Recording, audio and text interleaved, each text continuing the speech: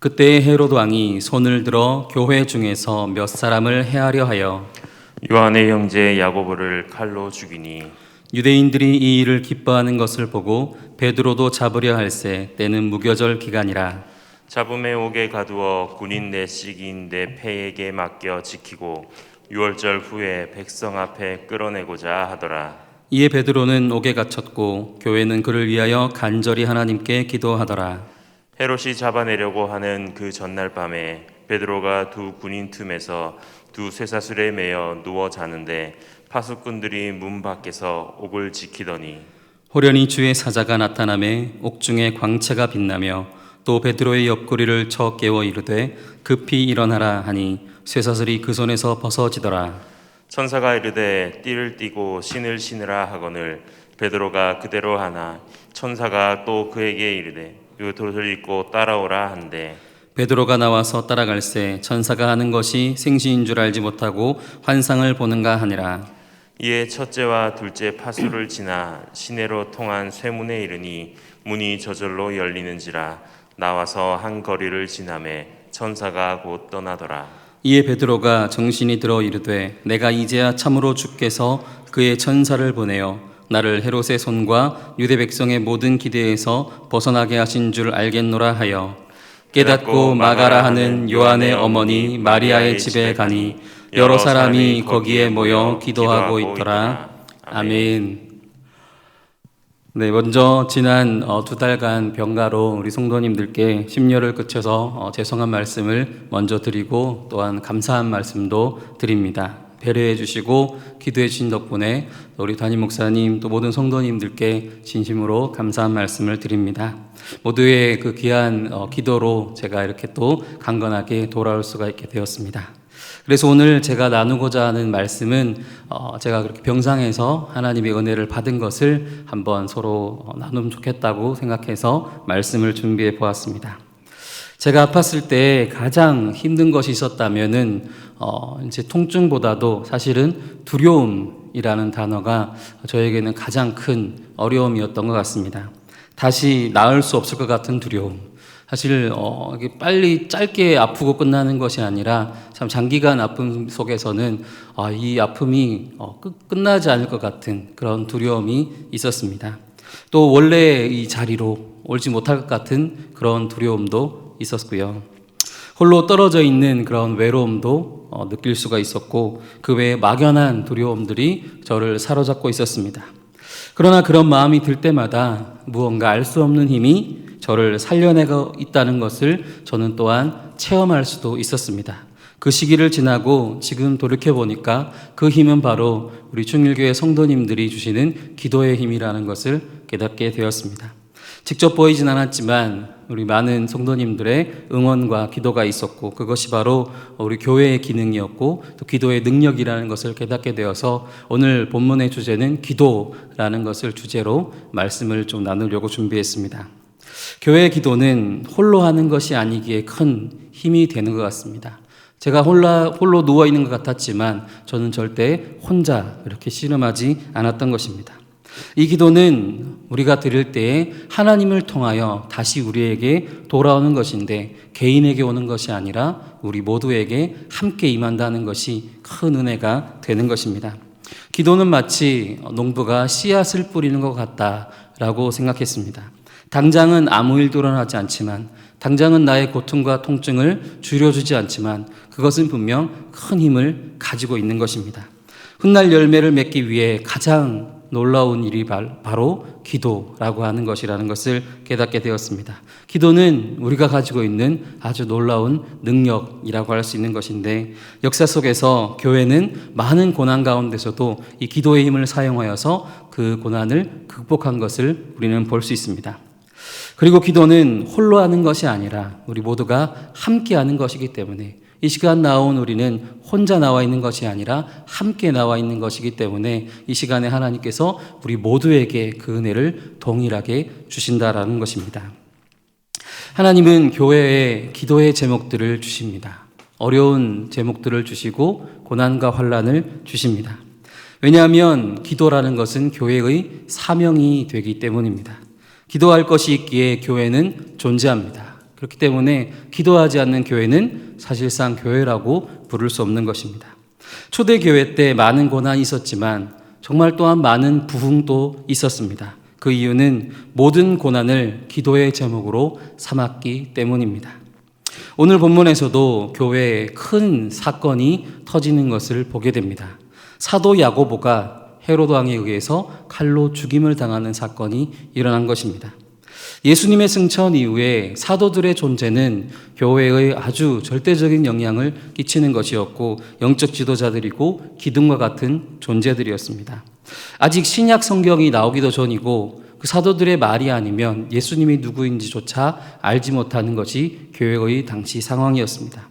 예수님이 계실 때에는 예수님의 말씀을 들으면 되었지만 계시지 않은 지금 예수님 말씀을 들려주고 그것을 풀어주는 사도들의 존재는 아주 큰 힘이 되는 것이었습니다. 그러던 사도들 중에서 첫 순교자가 나온 것이죠. 야고보의 죽음은 첫 순교라는 측면에서 교회의 큰 충격을 가져오게 되었습니다. 많은 순교자들이 있었지만 그럼에도 사도들은 건재했는데 그 사도들 중에서 처음으로 순교자가 나온 사건입니다. 이어서 설상가상으로 또한 사도 베드로도 사로잡히게 되었다는 소식을 듣게 됩니다. 그때 교회는 몇 가지 선택을 할 수 있을 것입니다. 먼저는 도망을 갈 수 있겠죠. 그 소식을 듣고 우리도 언제 사로잡힐지 모르겠구나 하고 도망을 갈 수 있을 것입니다. 현실에 수긍하고 살 길을 도모하고 세상 사람들이 지금 피해야 돼, 지금은 잠잠히 있어야 돼, 숨어야 돼 라고 하는 이야기들을 들었을 것입니다. 그 이야기에 순응하고 도망갈 수 있었을 것입니다.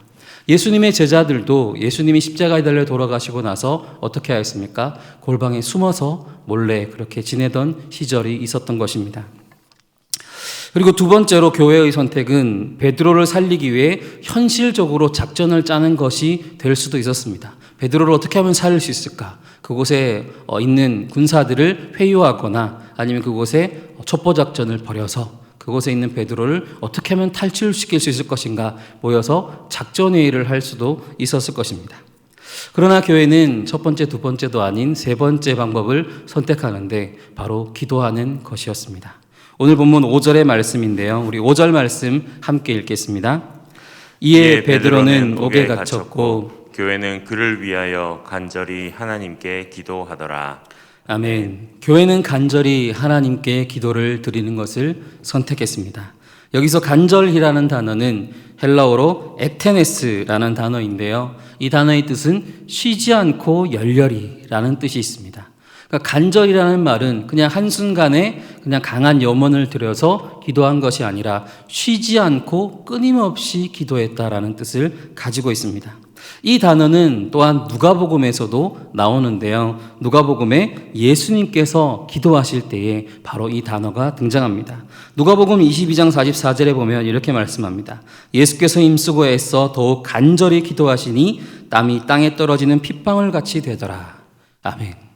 그러니까 이 간절하다라고 하는 ektenes는 땀방울이 핏방울이 되도록 떨어지도록 기도하는 것과 그리고 그 기도가 조금도 쉬지 않고 끊임없이 계속해서 드리는 기도가 바로 ektenes의 기도라는 것입니다. 예수님께서 기도하실 때에 이 ektenes를 사용한 것처럼 오늘 교회는 이 ektenes의 기도를 드리고 있는 것입니다. 당시 예수님이 기도할 때 제자들은 무엇을 하였습니까? 자고 있었습니다. 예수님의 기도를 알지도 못했고 예수님의 기도를 깨닫지도 못했습니다. 자고 있었습니다. 그런데 지금 교회는 기도하고 있는 것입니다. 너무나도 바뀐 모습이 되었습니다. 오늘 본문의 사건은 얼핏 보면은 사도의 죽음, 사도의 박해, 누군가의 죽음과 고통과 어려움이라고 볼 수 있지만 사실 사도행전은 그런 것이 주제가 아니죠. 사도행전의 주제는 복음의 전파입니다.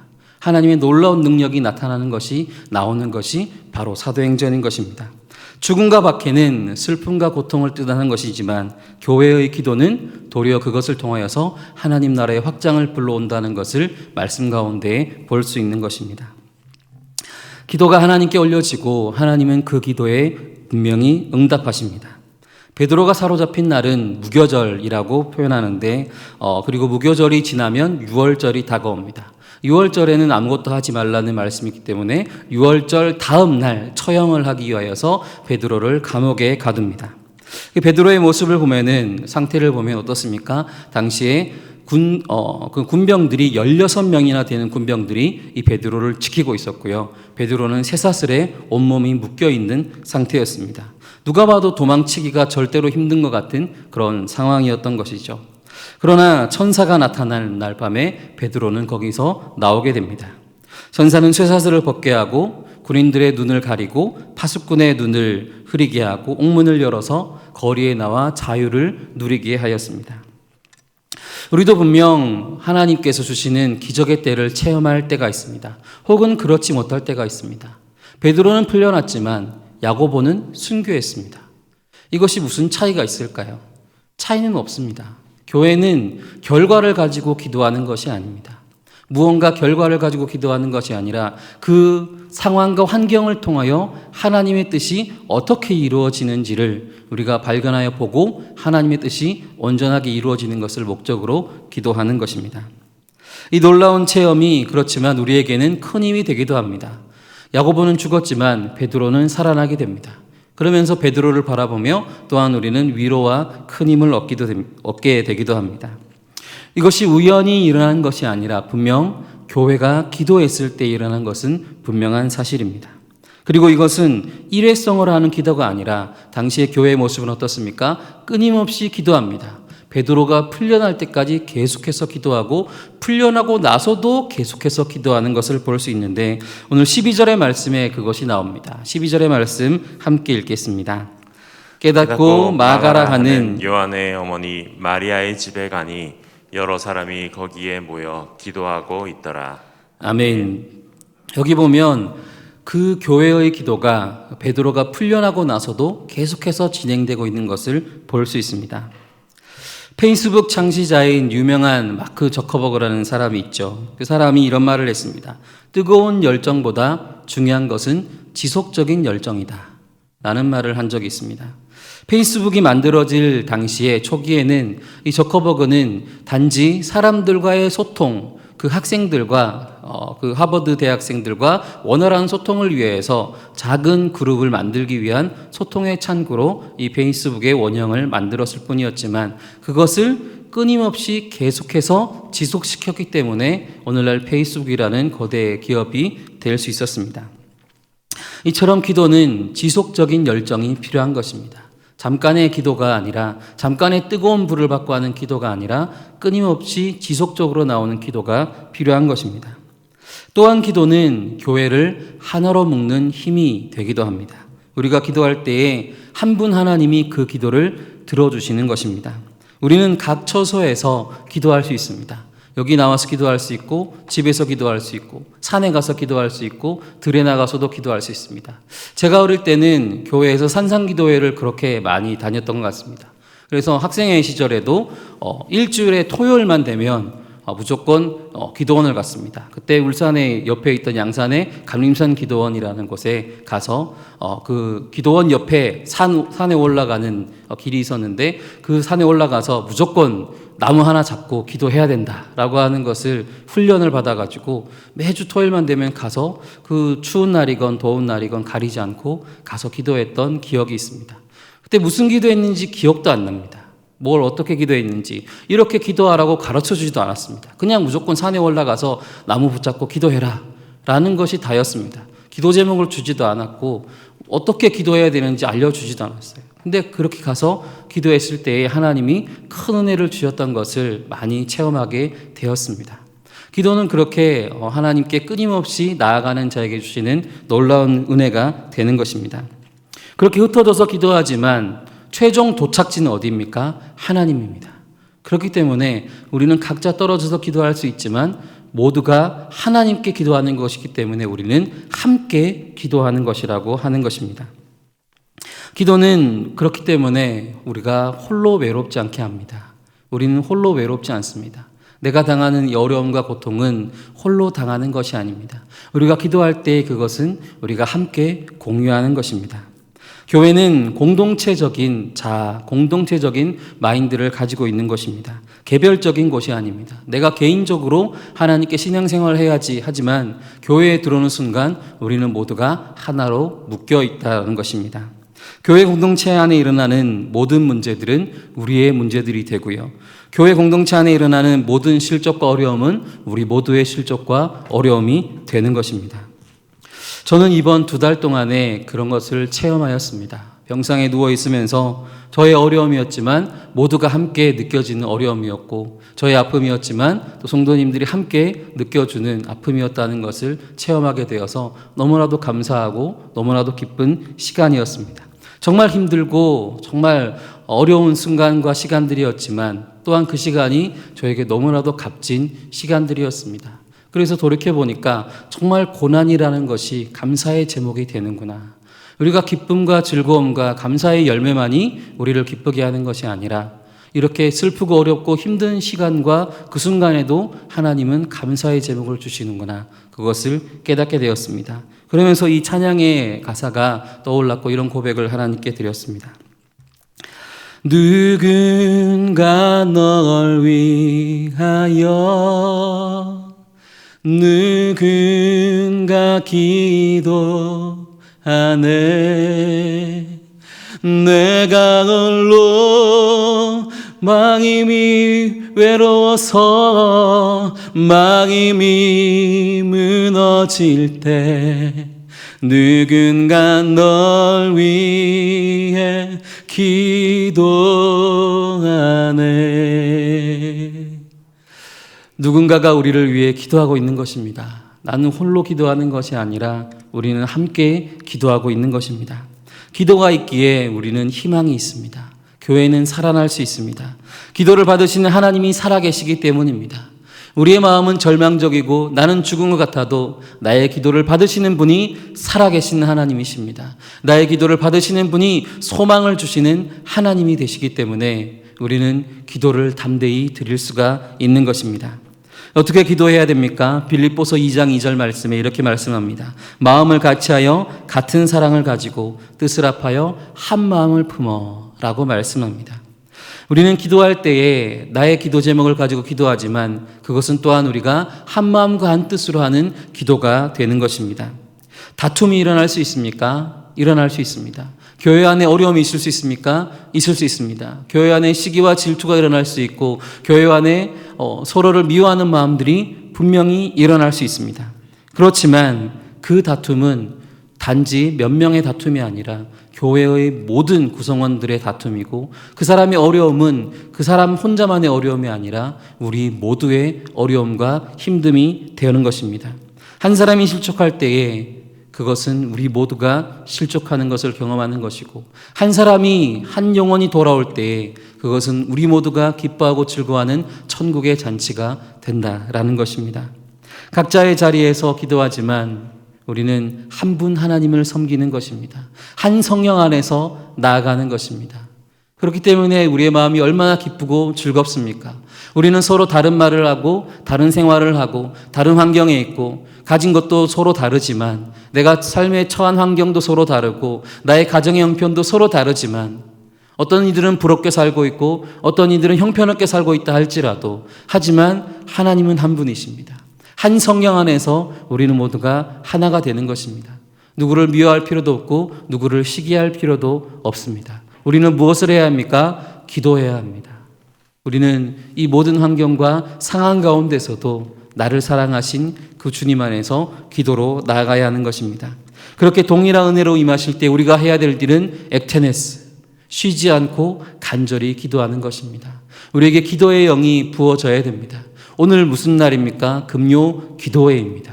우리는 기도하러 이 자리에 나온 것입니다. 우리는 기도를 통하여서 주님을 만나고 기도를 통하여서 하나가 되고 기도를 통하여서 하나님의 놀라운 일들을 보게 될 것입니다. 쇠사슬로 온몸이 칭칭 감겨있는 듯한 그 시간에도 하나님은 우리의 기도를 들어주시고 그것을 통하여서 그것이 풀려지고 옥문이 열리는 놀라운 일들이 분명히 일어날 것입니다. 그것을 기대하고 소망하여서 믿음은 바라는 것들의 실상이요 보지 못하는 것들의 증거라고 하는 말씀을 분명히 깨닫고 나의 삶의 환경에서 나의 가정에서 내가 지치고 쓰러진 그곳일지라도 하나님은 그곳에서 함께 계시는 분이라는 것을 우리는 기도를 통하여서 깨달을 수가 있게 되는 것입니다. 우리의 간절한 기도에 응답하시고 오늘 이 시간에 우리가 정말 그 간절한 마음으로 드리는 기도 가운데에 우리 모두가 하나로 연합하여서 주님께 한 마음으로 나갈 수 있는 우리 모두가 될 수 있기를 간절히 바라겠습니다.